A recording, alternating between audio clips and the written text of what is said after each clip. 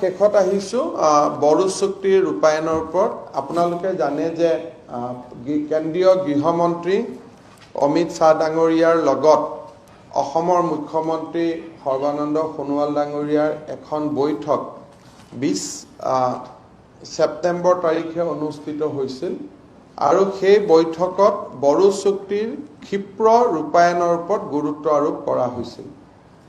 বড়ো চুক্তি অনুসৰি অসমৰ ৰাজ্যপাল মহোদয়ে বিটিএডি অঞ্চলৰ নাম পুনৰ সংশোধন কৰি ইয়াক বড়োলেণ্ড টেৰিটৰিয়েল ৰিজন হিচাপে ঘোষণা কৰিছে। সো বিটিএডিৰ স্থানত সেই চাৰিওখন জিলাক সামৰি কোকৰাঝাৰ, চিৰাং, বাস্কা, ওদালগুৰি জিলাক সামৰি বৰ্তমান এই খণ্ডটোক বা এই অঞ্চলটোক বিটিআৰ ৰূপে পৰিচিত হ'ব। অসমৰ ৰাজ্যপাল মহোদয়ে ইতিমধ্যে বড়ো চুক্তিৰ এই এটা ক্লজক ইমপ্লিমেণ্ট কৰাৰ কাৰণে তেখেতে অনুমোদন দিছে। তৃতীয়তে বড়ো চুক্তিৰ এটা ডাঙৰ দফা আছিলে যে কিছু বড়োলেণ্ড অঞ্চলৰ ওচৰ চুবুৰীয়া যিবিলাক বড়ো অধ্যুষিত গাঁও বিটিচিৰ পৰা বাদ পৰি ৰৈছিল তেওঁলোকে এই বিটিচিত অন্তৰ্ভুক্ত হ'বলৈ আবেদন কৰিব পাৰিব, য'ত 50%তকৈ ওপৰত বড়ো পপুলেশ্যন আছে। ঠিক তেনেকৈ বিটিচিৰ সীমাত যিসমূহ অনা বড়ো গাঁও আছে, য'ত 50%ৰ ওপৰত অনা বড়ো লোক আছে, তেওঁলোকে বিটিচিৰ পৰা ওলাই আহিবৰ বাবেও আবেদন কৰিব পাৰিব। তাৰমানে বোথ ইনক্লুশ্যন আৰু এক্সক্লুশ্যন। বড়ো গাঁওসমূহ সোমাব পাৰিব, অনা বড়ো গাঁওসমূহ ওলাব পাৰিব, কিন্তু বড়োলেণ্ডৰ মাজত থকা গাঁওবিলাক নহয়, অকল সীমান্তত থকা গাঁও বা বাগিচাসমূহ। আৰু এই গোটেই কামখিনি এখন আয়োগৰ জৰিয়তে কৰাৰ সিদ্ধান্ত লোৱা হৈছিল। অসমৰ ৰাজ্যপাল মহোদয়ে আজি সেই আয়োগখনো নিৰ্মাণ কৰি দিছে। অসম চৰকাৰৰ প্ৰাক্তন মুখ্য সচিব পি বাৰ্মাই এই আয়োগখনৰ নেতৃত্ব দিব। এই আয়োগখনৰ এগৰাকী সদস্য হিচাপে বিটিচিৰ প্ৰশাসক ৰাজেশ প্ৰসাদ থাকিব।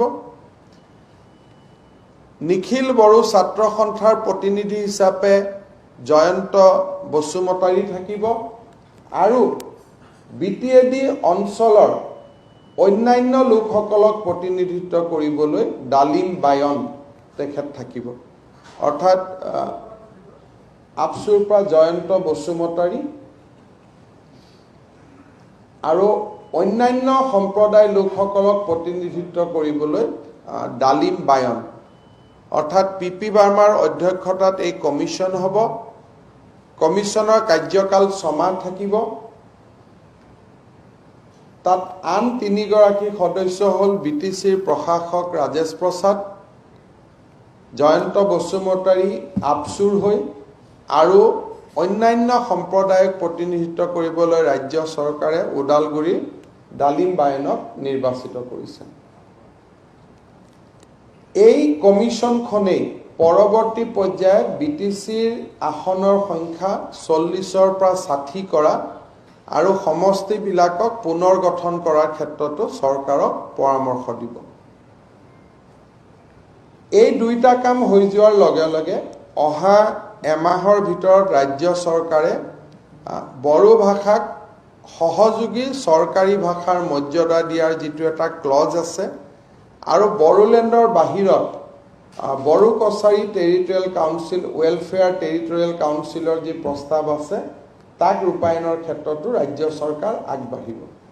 ইয়াৰ উপৰিও বড়ো চুক্তি ৰূপায়ণৰ ওপৰত আৰু বহুখিনি দফাৰ ওপৰত ক্ৰিয়ান্বিত কৰাৰ বাবে ৰাজ্য চৰকাৰ আৰু কেন্দ্ৰীয় চৰকাৰ আলোচনাত সিদ্ধান্ত হয় আৰু সময়ে সময়ে এই বিষয়ে আমি আপোনালোকক জনাই থাকিম।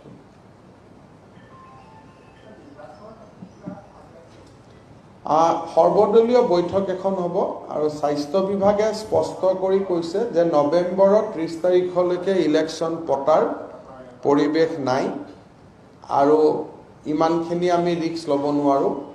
কিন্তু বিহাৰত যি ধৰণে ইলেকশ্যন পৰিচালনা হ'ব, আমাৰ ষ্টেট ইলেকশ্যন কমিশ্যনে বিহাৰৰ পৰা কিছু অভিজ্ঞতা লৈ আহিলে আমি ডিচেম্বৰ মাহত ইলেকশ্যনৰ কথা বিবেচনা কৰিব পাৰিম based on the experience in Bihar. বিহাৰৰ পৰিৱেশটো চোৱাৰ পিছতহে আমি সিদ্ধান্ত ল'ব পাৰিম। কিন্তু স্বাস্থ্য বিভাগে স্পষ্টভাৱে কৈছে যে আজিৰ দিনত নিৰ্বাচন পতাৰ অন্ততঃ 30 নৱেম্বৰলৈকে নিৰ্বাচন পতাৰ কোনো পৰিৱেশ নাই। মুখ্যমন্ত্ৰী ডাঙৰীয়াই 2 এদিনতে এখন সৰ্বদলীয় বৈঠক আহ্বান কৰিব, তাতে এই বিষয়ে নিষ্পত্তি কৰা হ'ব। কিন্তু স্বাস্থ্য বিভাগৰ স্পষ্ট সিদ্ধান্ত আমি ৰাজ্য নিৰ্বাচনী আয়োগক জনাই দিছোঁ। হ'ব, ঠিক আছে, সকলোকে ধন্যবাদ জনালোঁ।